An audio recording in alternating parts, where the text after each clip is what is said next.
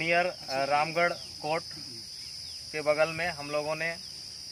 All India crime reform organisation के banner तले एक बैठक किए एवं अन्य भी कुछ जो विदाउट मेंबर है उनको भी हमने आमंत्रित किया है ताकि वो भी इस मैटर को समझें। और ज़्यादा कुछ नहीं कहते हुए मैं ये पत्र पढ़ता हूँ, जो पत्र मैं all India crime reform organisation के शाखा और राष्ट्रीय अध्यक्ष उनके पास भेजने का जो हम लोग एक निवेदन बनाए हैं उसका। सेवा में राष्ट्रीय अध्यक्ष महोदय, all India crime reform organisation, registration number C8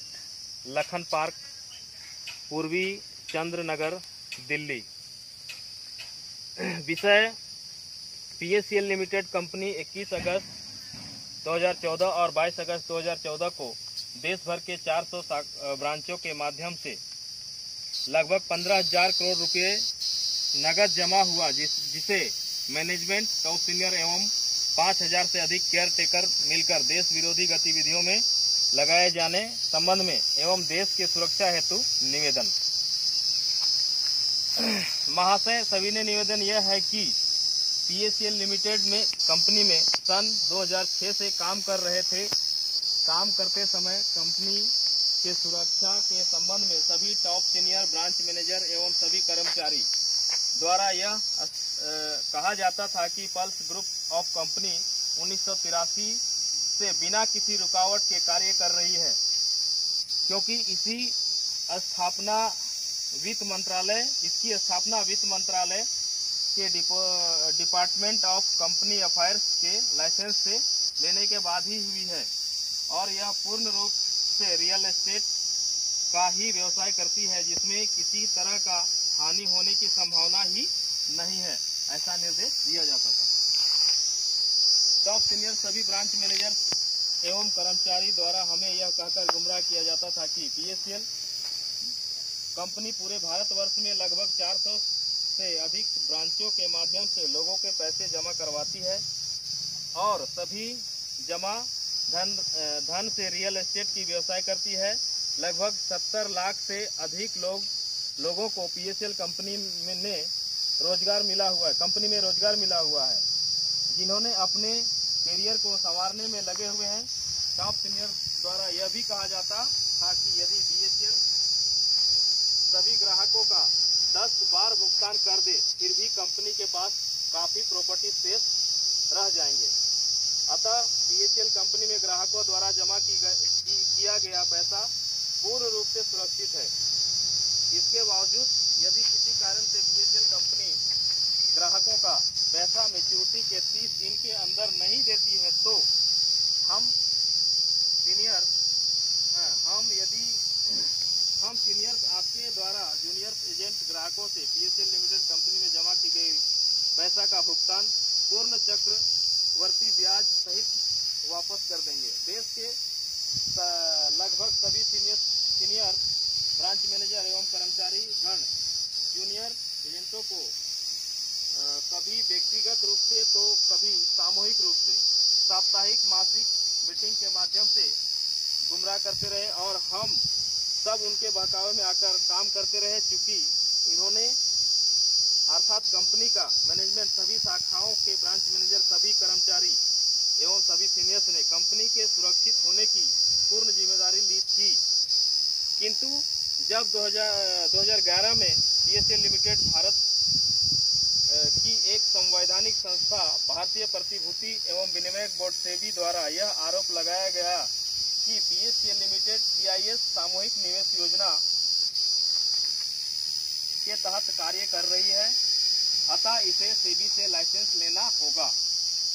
इससे सभी जूनियर एजेंट एवं निवेशक भड़क गए और कंपनी से हमारे द्वारा जमा की हुई पैसे की मांग करने लगे और यही समस्या पूरे भारतवर्ष की थी। इस परिस्थिति से बचने के लिए सभी टॉप सीनियर, सभी ब्रांच मैनेजर एवं सभी कर्मचारीगण हम जूनियर एजेंट एवं कस्टमरों को मीटिंग का आयोजन करके बताया कि PACL कंपनी पर जो भी आरोप लगाए जा रहे हैं वह बेबुनियाद एवं गलत है। इसी बीच PACL लिमिटेड के तत्काल सीईओ ज्योति नारायण ने टीवी चैनल पर आकर यह सफाई दिया कि जहां तक पीएससीएल का सवाल है, यह केवल और केवल रियल एस्टेट का व्यवसाय करता है और आज के दिन में पूरा भारत में 75,000 करोड़ रुपए के लैंड बैंक हैं और सभी निवेशक का पैसा 100% सुरक्षित है। इसके प्रमाण स्वरूप लिंक दी जा रही है, जिसमें महोदय जी स्वयं एवं सुन सकते हैं। जैसे ज्योति नारायण का जो वीडियो है उसका लिंक दिया हुआ है, जो ज्योति नारायण ने अपना स्टेटमेंट दिया था। इतना ही नहीं, टॉप सीनियर मैनेजर एवं कर्मचारी कंपनी की ओर से हमें यह गारंटी देते थे कि जमा धनराशि 100% सुरक्षित है, पैसे ना निकले। परिणाम स्वरूप हम सभी जूनियर एजेंट इनके बहकावे में आकर डर से ही सही काम करते रहे। 21 अगस्त 2014 एवं 22 अगस्त 2014 के बीच 10 दिन पूर्व, यानी 22 अगस्त से 10 दिन पूर्व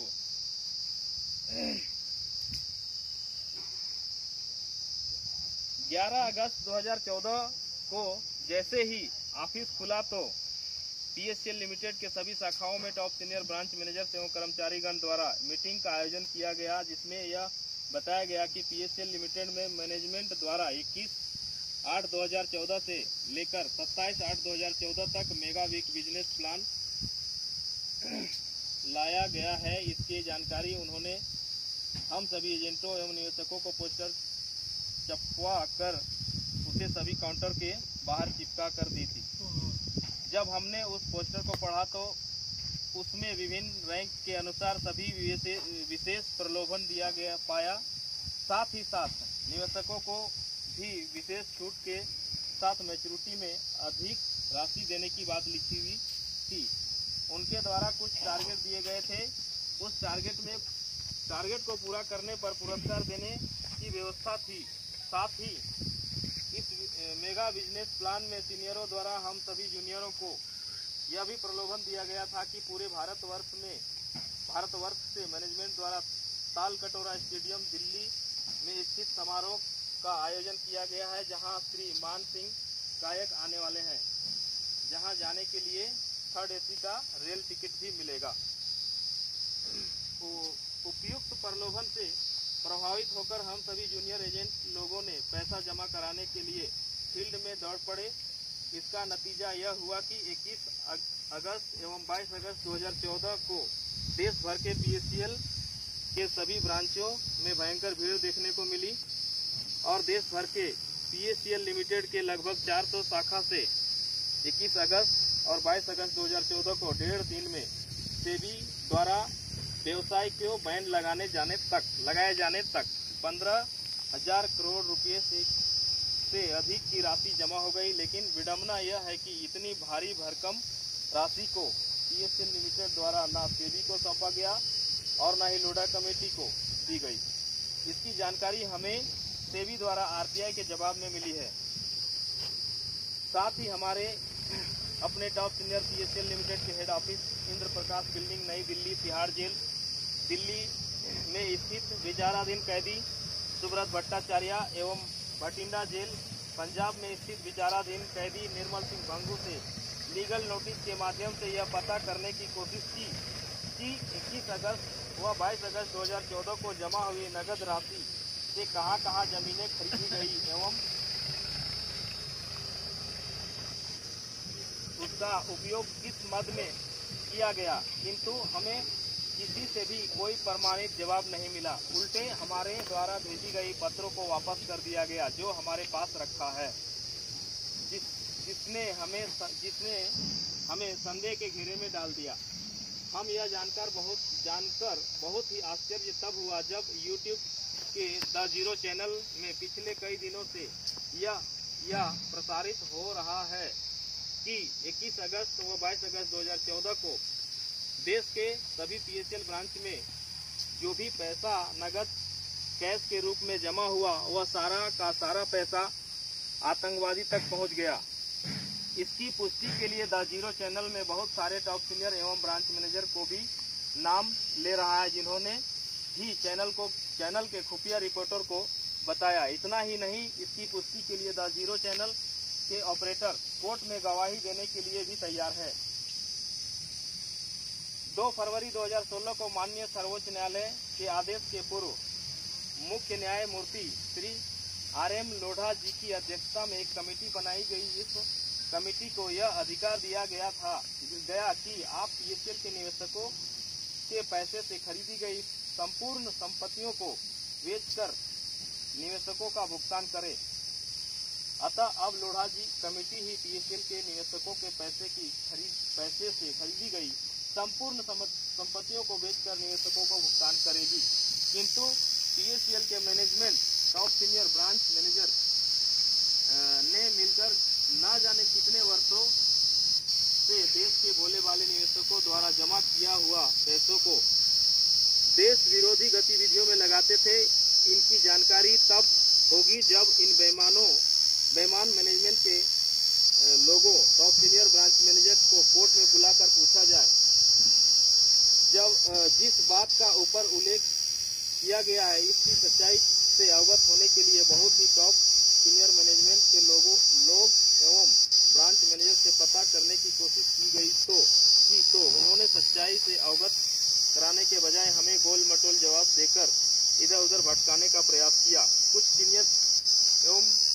ब्रांच मैनेजर तथा मैनेजमेंट के लोग तो यह भी कहा कि मैं पैसा PSL में पैसा जहाँ भी गया उससे तुम्हें क्या लेना देना, और तुम्हें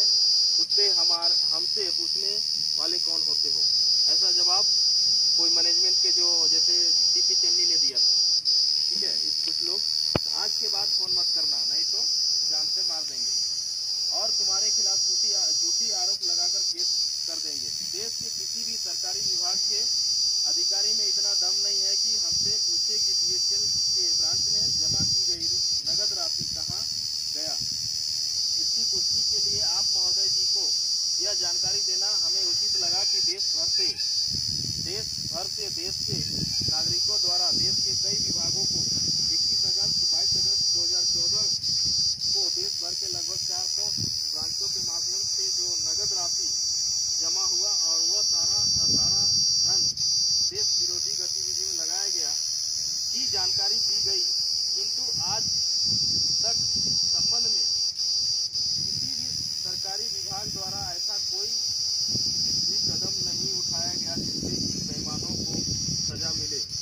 और देश की सुरक्षा सुनिश्चित हो। इससे यह साबित होता है कि सचमुच PSL कंपनी के मैनेजमेंट टॉप सीनियर एवं ब्रांच मैनेजर में इतना दम है कि उनके खिलाफ कोई भी आवाज नहीं उठा सकता।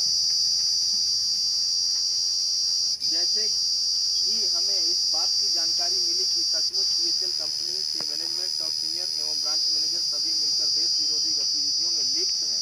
संलिप्त हैं, वैसे ही हमने अपने all India crime reform organisation के शाखा अध्यक्ष को यह सूचना दी और हम शाखा अध्यक्ष से यह विनती करते हैं कि हमारी बातें all India crime reform organisation के राष्ट्रीय अध्यक्ष तक पहुंचाने की कृपा करें। हमें पूर्ण विश्वास है कि हमारी बातों को राष्ट्रीय अध्यक्ष महोदय जी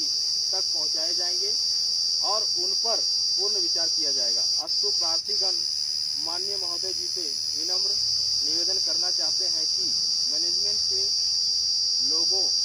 टॉप सीनियरों एवं ब्रांच मैनेजरों को जो देश विरोधी गतिविधियों के संचालित करने में लगे हुए हैं के विरुद्ध उचित कदम उठाने की कृपा करें। अतः आप महोदय जी से पुनः नम्र निवेदन है कि हमें भारत के नागरिक होने के नाते देश हित में यह जानना आवश्यक है कि इतनी बड़ी रकम कहाँ गई। यदि 21 अगस्त 22 अगस्त 2014 का प्रमाणित विवरण एकत्रित करने के पश्चात यह स्पष्ट हो जाए कि रियल एस्टेट के नाम पर जमीनें खरीदने के लिए ली गई उस पैसे का कोई दुरुपयोग नहीं हुआ है, तो श्रीमान जी हमारे खिलाफ भी कड़ी से कड़ी दंडात्मक कार्रवाई करने की दया प्रदान करें। प्रार्थी